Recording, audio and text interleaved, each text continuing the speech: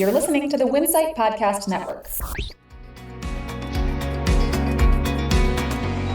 Instacart readies an IPO, Hostess gets acquired by JM Smucker, and Kroger's divestiture deal with C&S bodes well for the Albertsons merger. Welcome to Retail Daily, your quick look at the top headlines from CSP Daily News and Winsight Grocery Business. I'm Russell Redmond, Executive Editor at WGB. And I'm CSP Senior Editor Hannah Hammond.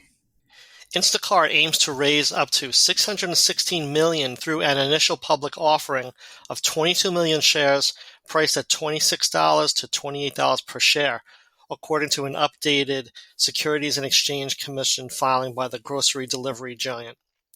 Plans call for Instacart to trade on the NASDAQ exchange under the ticker symbol CART.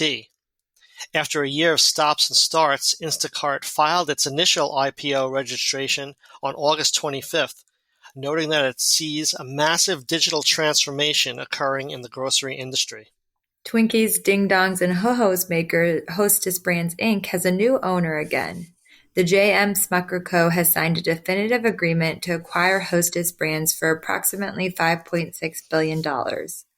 The acquisition adds Hostess Brands' iconic snacks and innovation in the sweet baked goods category to Smucker's current offering of brands in the categories of coffee, peanut butter, frozen handheld, fruit spreads, dog snacks, and cat food.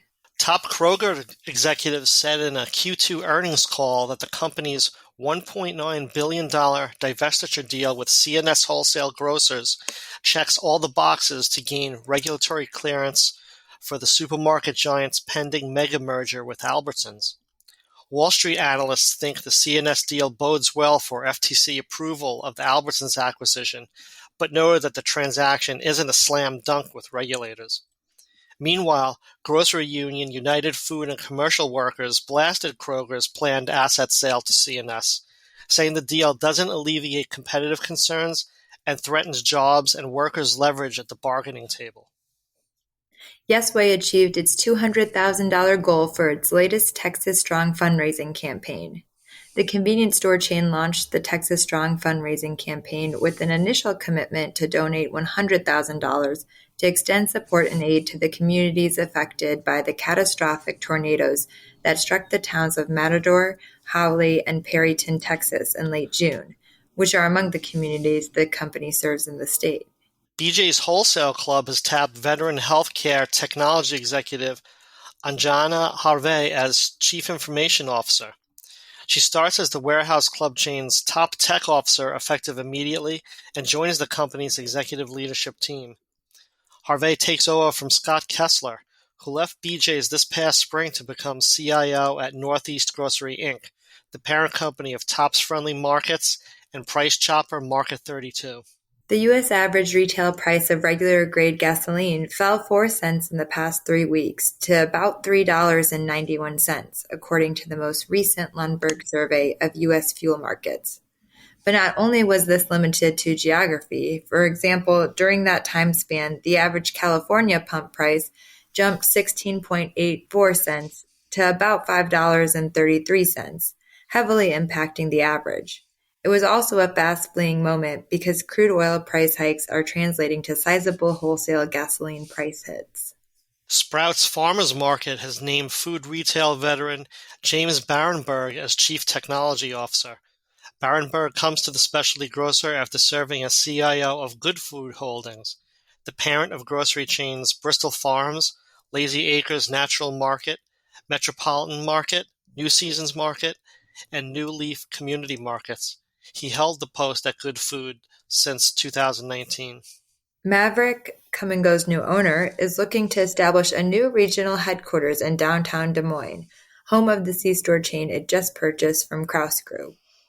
On the Des Moines City Council agenda for September 11th is a resolution approving preliminary terms of an urban renewal agreement with FJ Management, Maverick's owners, to acquire and retain 250 jobs and a new 10-year lease for 40,000 square feet of office space at 1100 Locust Street, according to the agenda. In a first for Des Moines, according to the Des Moines Register, employees would be required to work in person at least part of the week in exchange for financial incentives. Iowa-based Fairway Stores has broken ground on a 10,600 square foot grocery store in the small rural town of Hull in northwest Iowa. Work at the site, located at the southwest corner of Highway 18 and Division Street, is set to begin, with construction expected to be completed in early 2024. Fairway is also planning another store relocation for Spirit Lake, Iowa. Construction for that new store is slated to start in spring 2024. Premier Manufacturing Inc. is partnering with Enorama Pharma Inc. to launch tobacco-free nicotine pouch Nic S in the United States. Nic S comes in nicotine strengths of 3, 6, and 9 milligrams in flavors like wintergreen, mint, orange, berry, cinnamon, and flavor-free. Premier Manufacturing, which is a subsidiary of U.S. Tobacco Cooperative, entered an exclusive distribution agreement with Enorama for U.S. sales of the White Nuts product.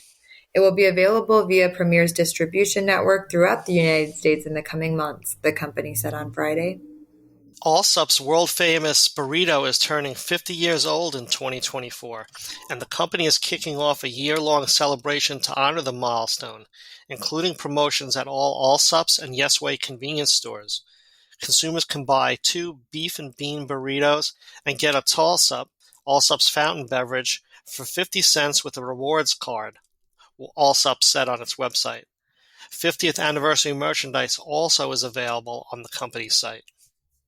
And that will do it for today's episode of Retail Daily. Subscribe on Apple Podcasts, Spotify, and more for your daily dose of retail news.